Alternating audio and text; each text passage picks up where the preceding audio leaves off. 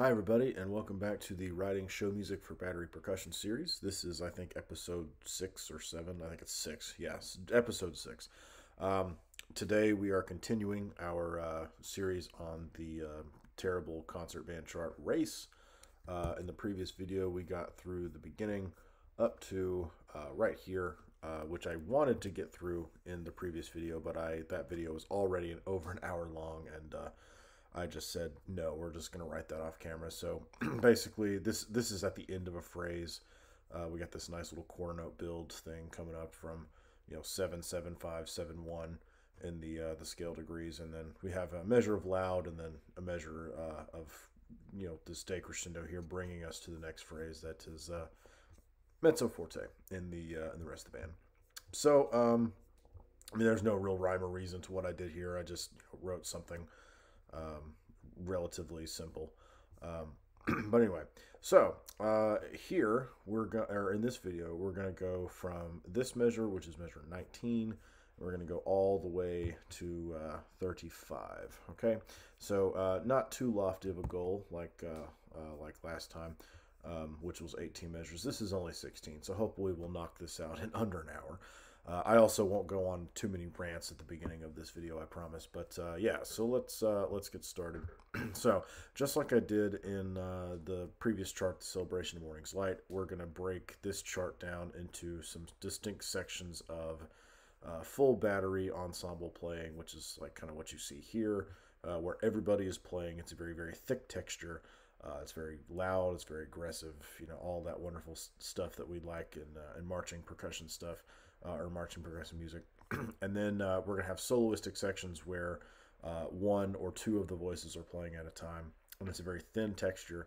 And it's a way to kind of ensure that whatever drum judge you're going to be playing for doesn't have as much opportunity to say, man, that battery's too loud. Because I know for a lot of smaller programs, and maybe for some of the programs that people that are watching this video because they have no drumline instructor that they can have write their show for them. That is one of the biggest things that gets commented on every marching band competition that I go to and see these small 1A 2A schools, is that their battery just overplays everything all the time, and they're all playing at the same time. So anyway, let's not get into a rant about that. Let's just write some music. So when I go through soloistic sections,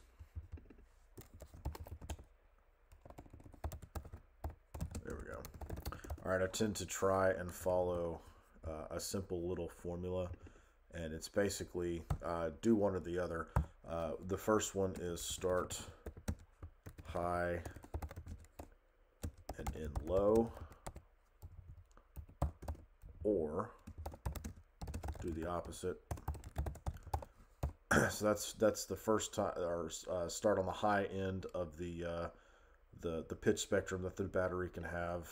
Let's see. So we'll call that the snare drums, and then the low is obviously the bass drums, and then the tenors are in the middle. Or you can do the opposite: start low, end high. Or you can throw that out the window and say start with a little note and end with a lot of notes. Okay, I wouldn't do the opposite of that one because I want things to get progressively more aggressive as we go through the chart. But I mean, I guess you can if you really wanted to. So let's okay, fine. Hopefully I spelled that right. Oh my goodness, look at that. Okay, so you can follow both of those formulas at once, or you can just follow one. It doesn't matter. I'm going to follow both of them at the same time, but we're going to start low and end high.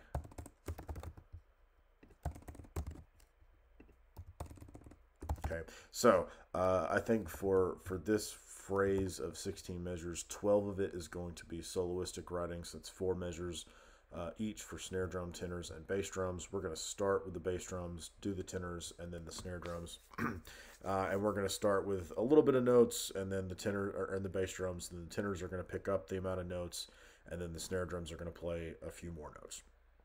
And then we'll have 4 measures of battery building to the next phrase to finish out this particular video. So let's see. The band is playing 1, 2, and 3, 4, and 1, 2 half notes, or 1, 2, 3. I did not mess up the counting on that this time, thank you. So let's mirror that in the bass drums a little bit.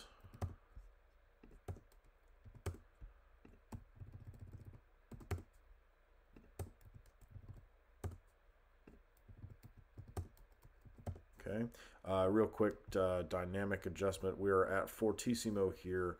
We're going to go to mezzo forte in this measure. I'm also going to put a release on the tenors at piano because I don't want them to be as loud as the bass drums, and they're already decrescendoing down from mezzo forte. Okay, so let's see. We've got a half note in the band here, so I'm not going to follow that. I'm going to put eighth notes in the bass drums. And then let's see. We'll do some 16th notes. And to make this a little bit more interesting, we'll do some dynamic shifts with it as we go up the drums. We'll get louder for 2 beats, softer for 2 beats. Not quite sold on that, but we'll see how we like it when we hear it, or I'll hear it. You won't hear it because I'm listening to it through headphones for this. I think to make this make more sense, we'll decrescendo down here. That's a lot of dynamic movement. I personally, I really like that in soloistic writing because it just adds another layer of things that you're doing. Let's see. So then the fourth measure here, what we got? We've got half notes. Great. So that's a blank canvas we can work with rhythmically. Let's default to the standard Robbie, move, which is put a dotted 8th, 16th notes syncopation thing in it, because that's just something I really like doing. So here I'm going to build up from the top drum and include an increasing amount of drums until we get to unison. There we go. And you know, I think I'll accent this one as well. So that's not going to be too difficult to play in for bass 1 or any of them. It'll be a little bit weird for bass 1 and 2 having to come in right on the end of 2 together, but you know, we'll figure it out. Okay, so we'll be piano here, and we'll go up to forte in this. So that'll be just a really cool little cool bumpy rhythm to kind of push things through. All right, so that's the snare drum. I think we'll have we'll have hi-hats on the tenors, on the cymbals. Good Lord. All right, and we'll go. I'll do this one at mezzo piano. I think for now, maybe we'll change it. Maybe we won't. I'm not sure, but yeah, we'll see. We'll see, or we'll hear. There you go. Oh my goodness. There we go. Fantastic. Okay. Now for this, I want the A side to do this sizzle that I'm going to write right here. Okay.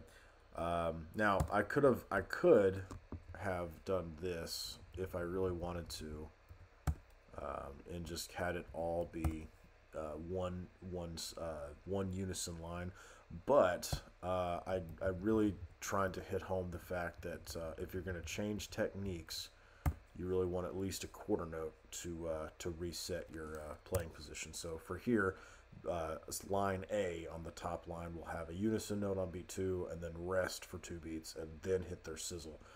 So that for me is a really easy transition, and so that's what we're going to do.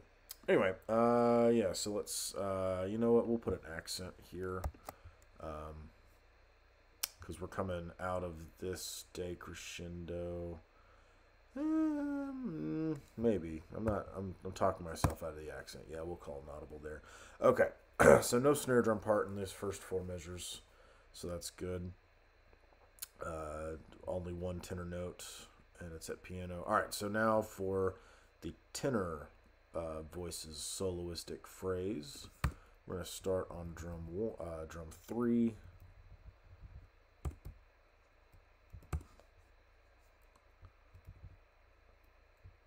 And we'll go back down to drum 4.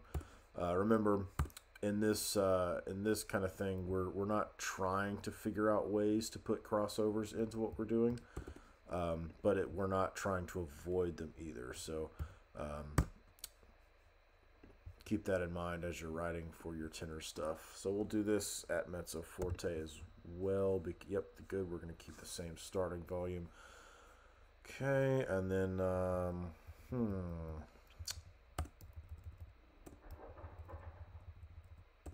yeah, I think we'll do a paradiddle-diddle thing right here. I think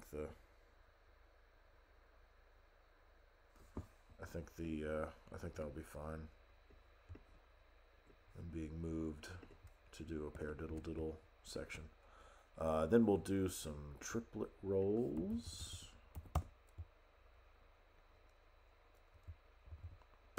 Okay. And you know, we'll do a crossover here. How about right hand crossing over to drum 4 for that particular triplet.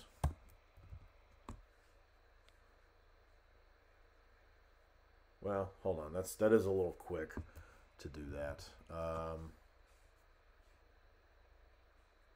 Yeah, well, we'll play it safe for now. We won't do that.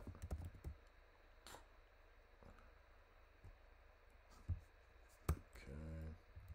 We'll just go straight down and straight back up for now.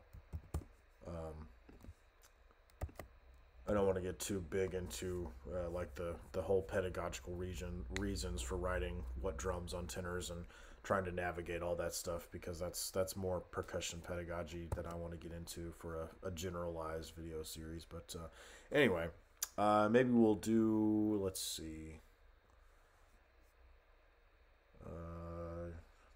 Yeah, so we're getting I don't know. I think I want a crescendo here. I want to push through that roll. But we're at the 3rd bar of the 4-bar phrase, and I don't really want to get too loud too quickly. So we're going to have to come back down here for measure 4 if I want to crescendo back up. But we'll try to tackle that when we get there. So the rhythm in the band is 1, 2, and 3, 4. So let's do something really aggressive.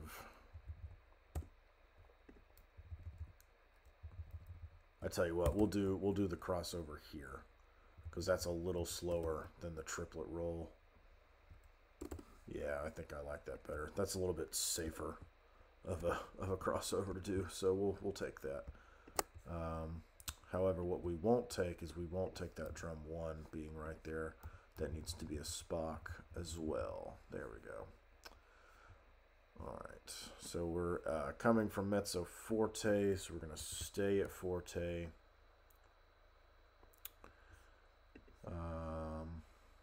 Oh, okay, I got it.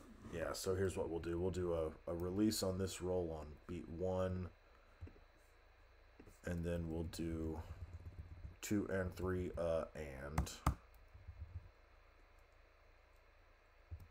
I tell you what, we'll even fit in another crossover just for good measure.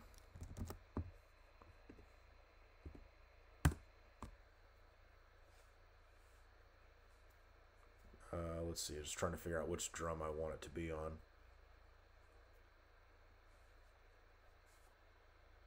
Yeah, I think drum 4 is going to be where the crossover is. So the right hand is going to be over the left hand in this case.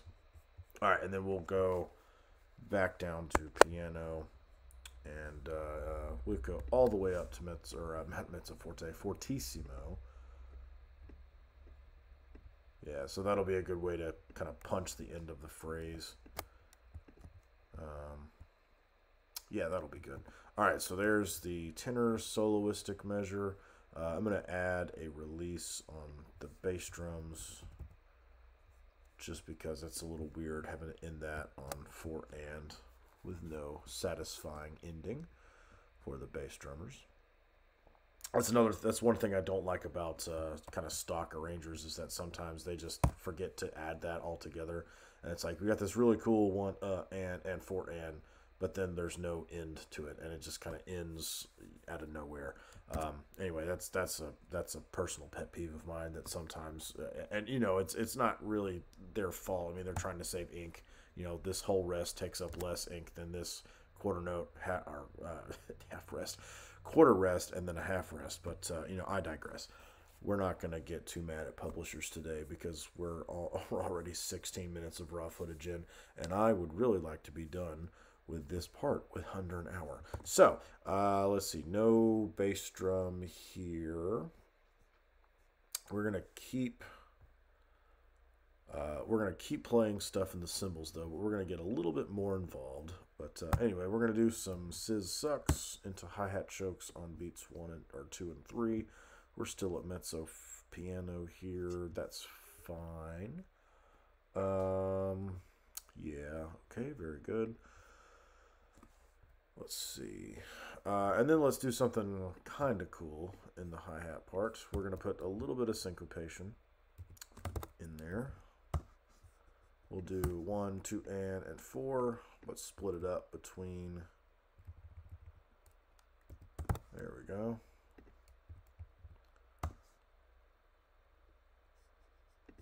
And then we'll do straight sizzles for beats 1 and 2 of that. And I tell you what we'll do too. We'll accent this one. We'll put it up at forte, since we're going to be going to fortissimo here. And then we will, since we're starting at mezzo piano, we'll just start a crescendo right here.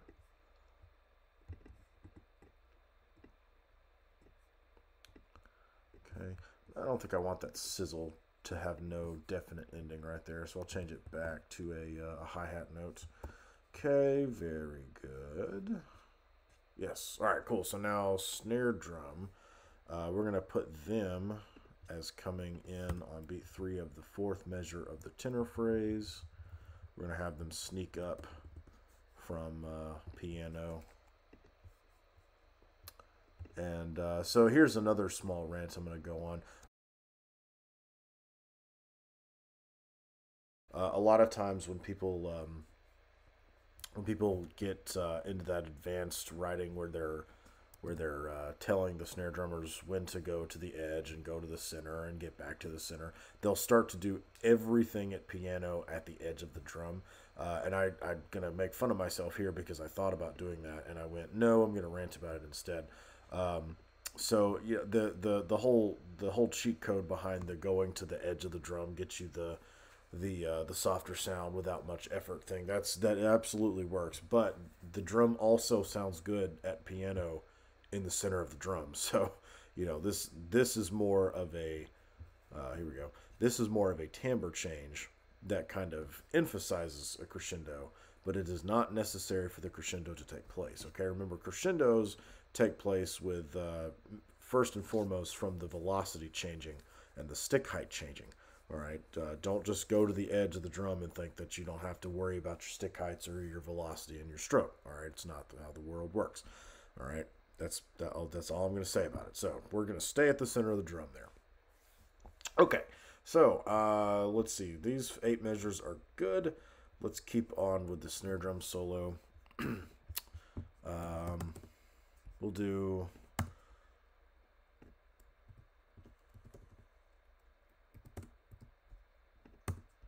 Let's just sketch out an idea here. I know I don't want that to be a paradiddle. So those are going to be singles, but this is going to be a puttada. This will be a paradiddle.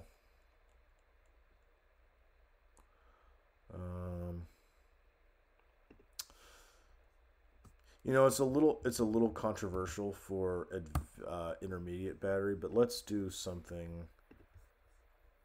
let's do a ninelet. We haven't talked about ninelets in this series yet. So we're going to do 9/16 notes over 2 beats. Basically, we're going to split up a quarter note triplet into 3s, just like that. It's going to make finale kind of freak out a little bit, but that's okay. Whoa, that's going to make me freak out a little bit. All right.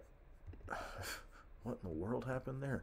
Okay, so we're back in the realm of page 5. So if you want to be really showy about what you're doing, you can put in some back sticks on this, and we can do patadas. I'll include the sticking here just to show what my brain's doing.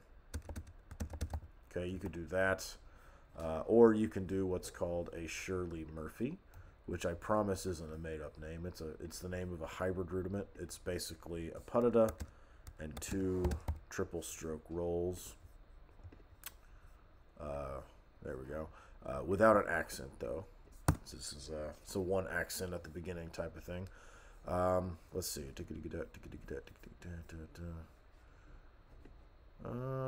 No, we're not going to add articulations. We're going to get rid of these rests. There we go.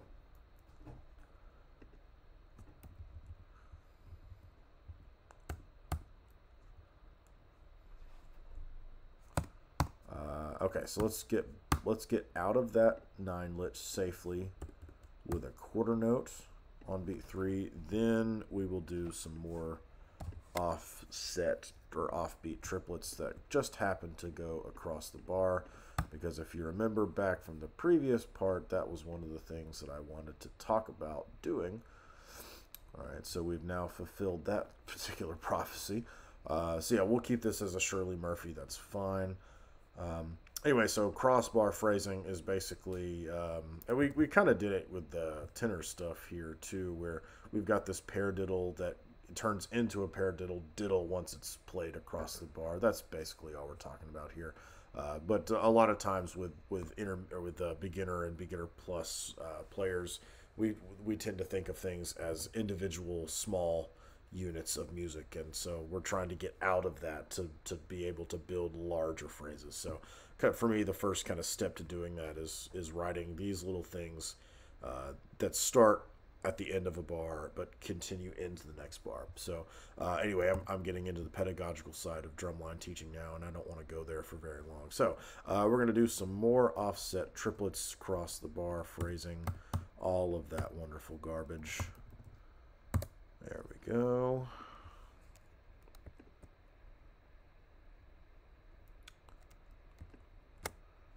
Okay. So this is measure 3, and we're coming off a offset.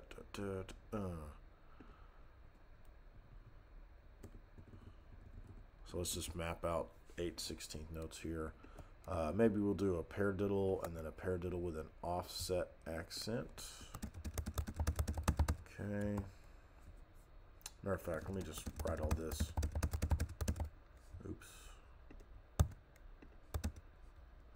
No, I don't want you to play it back. Thank you.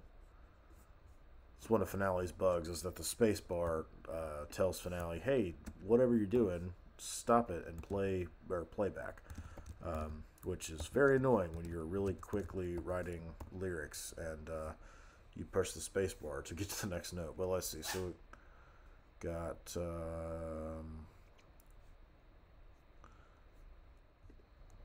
okay, full battery starts here.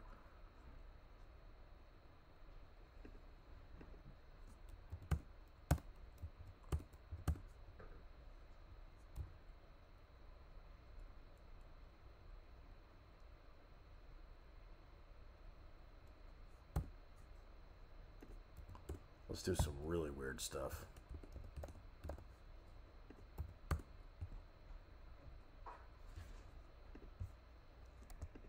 Because yeah, we're doing half notes again on the 4th bar, so that's cool.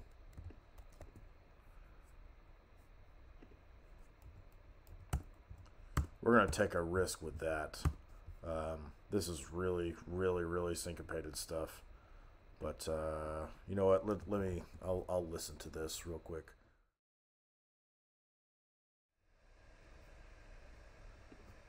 Tell you what. Let's add rim shots to make things sound cool. That's not where I wanted that.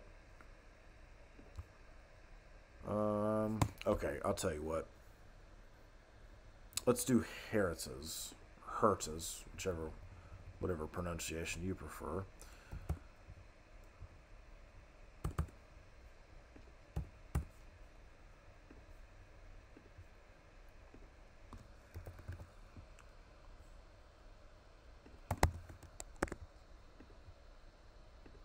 We're doing this completely live for the snare solo. I mean, I have notes on what I wanted, but halfway through writing this first measure, I decided I didn't want to do what I originally wanted, and you know, we just kind of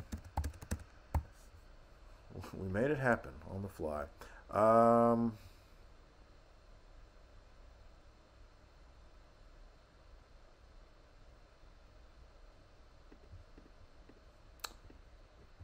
Let's follow that same kind of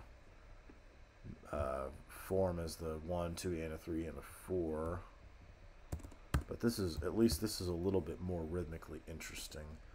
And I tell you what, let's add an accent here, an accent here on the left hand, and then we'll also add a piano to forte crescendo. Now, it's important to note too that we're not trying to write a bunch of stuff just to, you know, make all the people lose their minds or whatever in a drum solo. I mean, we are doing this over a line of music in the winds. So, you know, let's, you know, I'll give this one last listen.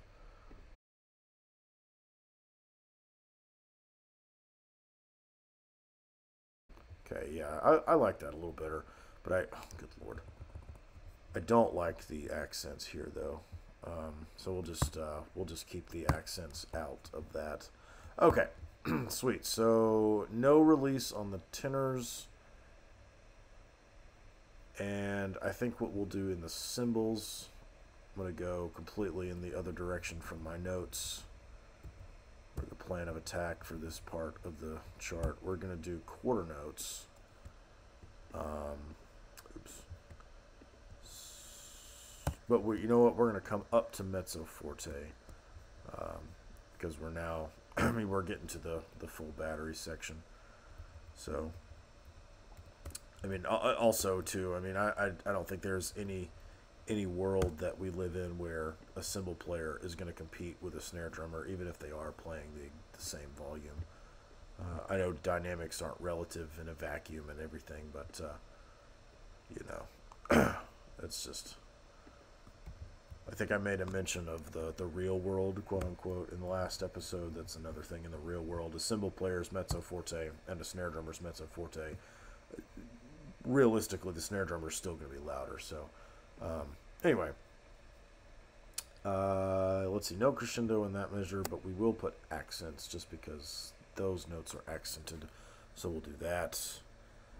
All right, so let's do some bass drum stuff underneath this as well. Let's do some crown bass 5 stuff. For those of you who don't know what that saying is, I would highly urge you to go look up the Carolina Crown percussion section in like 2010, 2011. There's always one random, I assume, really, really drunk guy in the parking lot performances that just screams his head off about Crown bass 5 or whatever. It's really funny, really fun to watch. So let's see. We'll do some muted notes. Okay, so I don't think I've talked about this before, but when you have a staccato over a note in your bass drums, it basically means play with the right hand, mute with the left hand. Some people do it like this. Let's see if I can find the articulation for it. Yeah. So in mallet writing, that sign, the plus sign over the note, means a dead stroke, which is essentially the same thing, but in my opinion, the dot of the staccato looks better. It's a little bit less intrusive. So anyway, so we'll do 1 and 4, and remember we're at piano, I don't want to do too much here because the snare drums have a 9-lit, but I am going to do...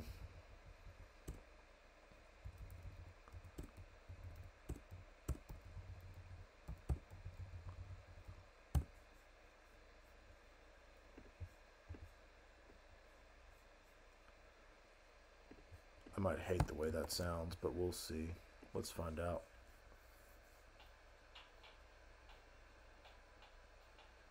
Yep, I like that. That's perfect.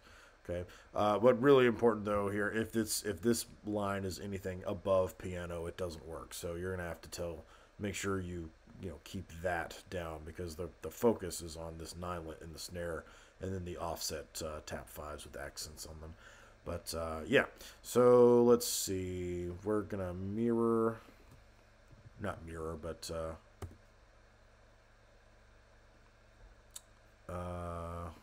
I think we will. I think we will mirror the rhythm in the bass drum. Just the hertzes, though. Let's see what this... Okay.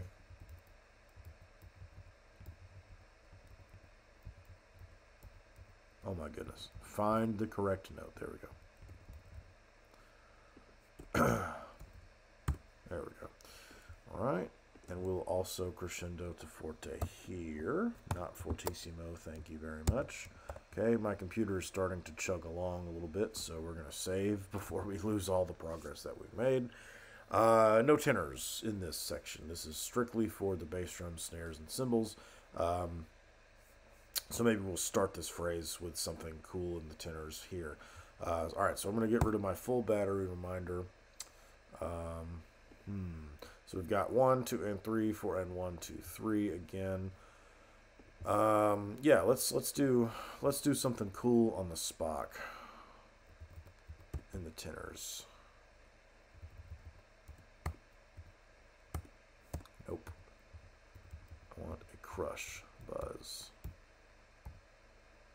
Okay, or a dry crush. Okay, this is another drumline pedagogical term. A crush buzz is essentially just a buzz stroke that is very, very staccato, very short. For me, when I write buzz rolls, okay, what I typically tell my groups is that, let's see, do I have any other buzz rolls in here so far? I don't think I do. I have this one that I marked as a staccato accent, but that doesn't really count. I don't. Okay, so I'll just I'll demonstrate it here. We'll go on yet another rant about drumline stuff. If I've got a extended period of Z's on top of the notes, right? Like, let's just say for solidarity's sake that I have this measure of 16th notes, and they all have Z's on them. Okay, so this is meant to be a buzz roll that has a pulse of 16th notes. All right, but these are all regular length buzzes. They're not choked. They're not excessively long. They're just standard regular buzzes. Okay, if you only have one, right, one by itself, okay, especially on an eighth note with an not an accent, an eighth rest behind it, that is pretty much just going to be a one-time hit buzz. And then sometimes, like I did it, I found it earlier. I did it here. If I really want to hit home that I want that to be a crush buzz, I'll put in a staccato note or staccato mark in it. Not 2 staccato marks, but this. Now, one other rant too. I'm not crazy, and I actually put both of those together. I know that Finale has a staccato accent on it, but I don't like the way it treats the note, so I do them both. I notice, I mean, it looks very similar, so whatever. Usually I don't put that there, though, but and I also sometimes I'll just leave off the staccato mark entirely, because I tell my groups, hey, if you've got one buzz, it's always a crush buzz. But we'll leave it in for now, just because we left it in earlier, and I don't want to look like an inconsistent jerk. So,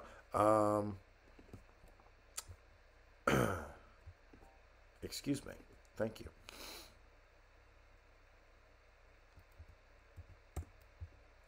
So we'll do 1 and 2, 3 and. Okay. And then let's do some scrapes. We can do some scrapes on the tenors. How about that? So I'll show you what scrapes are here right now. A scrape is a double stroke that skips from one drum to another. Usually they're either done on drum 1 to drum 3, or drum 2 to drum 4, or the opposite, drum 4 to drum 2, or drum 3 to drum 1. There we go. So those are some of your more basic scrape patterns. We're gonna do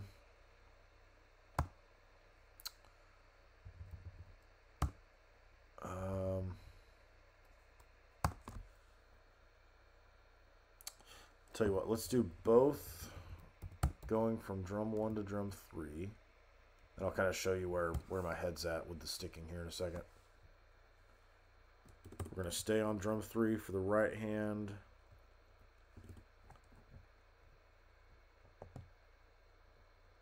And then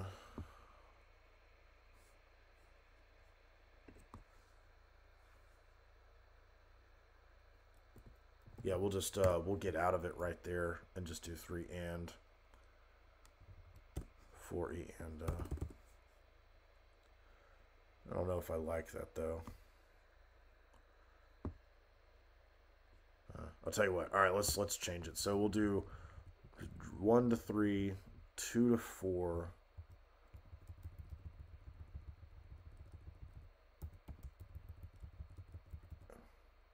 and then we'll do 1 to 2,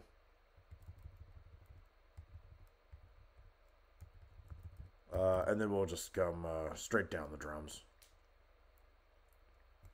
There we go. All right, so then 3 and 4 E, and so the sticking for this is going to be right, left, both, right, both, right, left, or right, left, left, right, left, right, left, right, left, blah, blah, blah. Okay? All right. Let's see. So we'll do a crush buzz here. There we go. Or a dry crush, as it is so wonderfully referred to by Finale. Okay.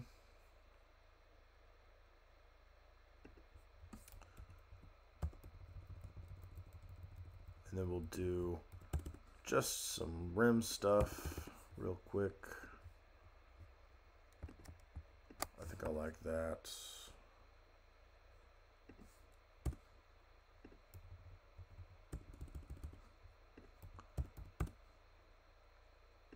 And we'll mirror the rhythm and the tenors there. Very good. Yep, we'll go piano here. We're still at fortissimo here, so we'll do we're at forte there, so we'll go here. Actually, you know what? We'll do up to fortissimo here. Yeah, I think I like that better. All right, so going to piano and crescendoing. We're not going to go down to piano here because the tenors are kind of like the quote-unquote cool thing that's going on.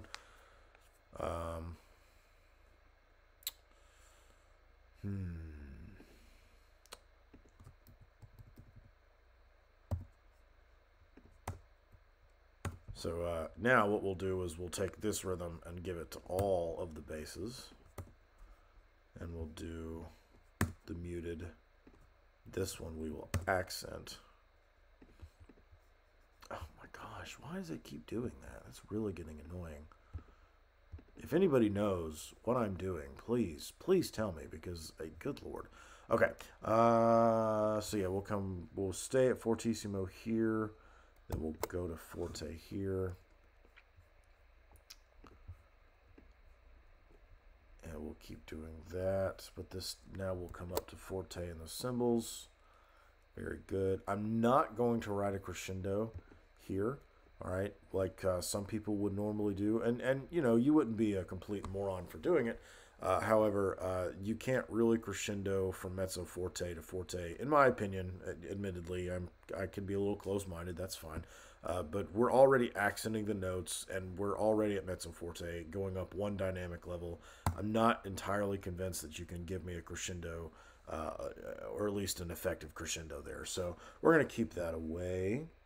All right, so now we've got 2.5 more measures here. So let's not get off the rails entirely, because we are getting up to the 44-minute mark. You know, because I can't shut up. But that's okay.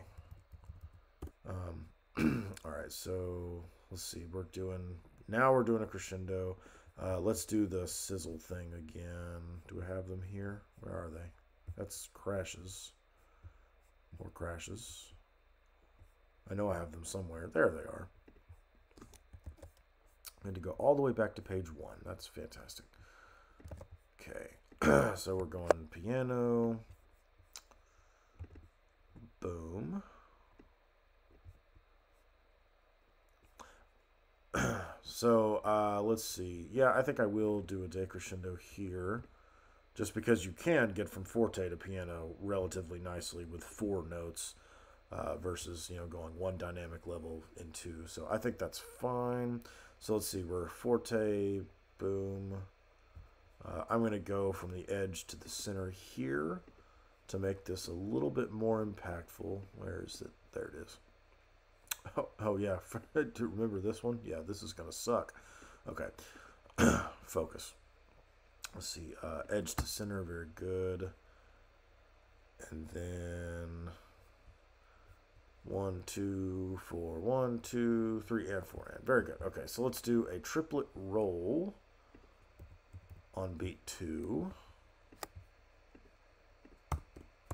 Nope, don't want a stick shot. Want a normal hit. Yeah, so let's see, we'll go, we'll be at the center here.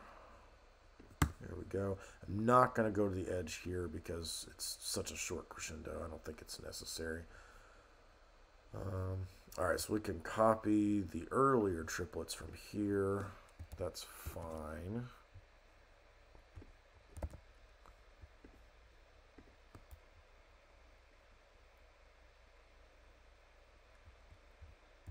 Okay, and then we'll do 4 Spock regular notes, and then rim shots, just to give a little bit of timbre difference. We'll still accent everything though. That'll be that's non-negotiable. What in the world am I doing? There we go. Okay, so we're at fortissimo here. We're gonna do that. Very good. Missed an accent. We're gonna go to piano right here. Move this crescendo. We're at 48 minutes. Oh my goodness. Oh, we missed a note here too. Look at that. What are you doing, Robbie? Boom. All right. And then, because we haven't been very mean to the bass drums at all this episode, we're going to bring back the triplets, or the 16th note triplets, and I will laugh at my bass drums suffering, as I'm one to do. Okay, so accent that note, bring it up to forte. Okay, yep, we didn't do that. Very good. And we'll do crescendo here.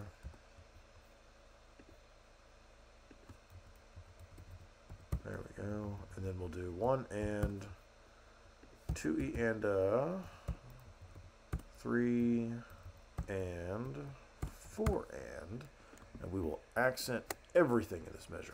Fantastic. This is going to blow the band's ears away.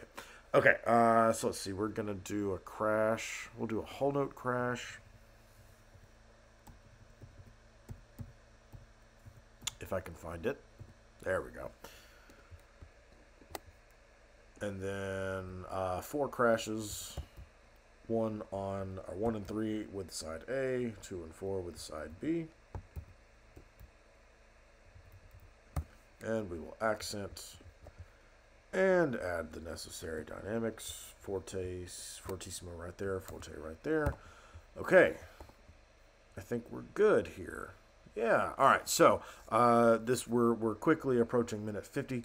So I'm gonna shut up, and we'll make pictures. We'll make an MP3. You'll be hearing that right about now. Thank you so much for watching me ramble for 50 minutes writing drumline music. I will see you guys in the next one.